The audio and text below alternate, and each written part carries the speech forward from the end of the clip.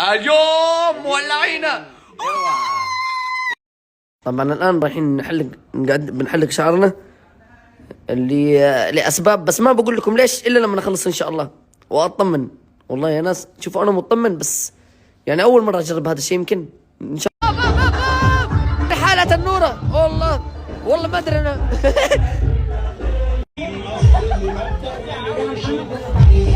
طبعا الان احنا فين؟ ما بقول لكم فين عشان ما يكون اعلان.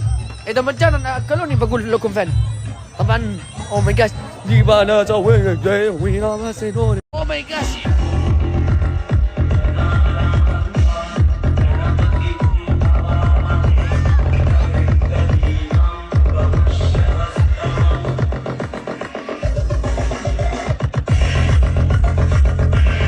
طبعا الحمد لله يا رب على كل شيء. وكثير ناس مصدومه تقول لي خالد كيف كذا، كيف ايش اللي صار؟ انا اقول لك ما ادري اللي صار. ان شاء الله يا رب كل شيء خير. صح انه يعني تركنا بعض وكل شيء، لكن الحمد لله يا رب. وان شاء الله يا رب راح تكون في حفله خطوبه وزي كذا، لكن ماني عارف فين بتكون حفله الخطوبه.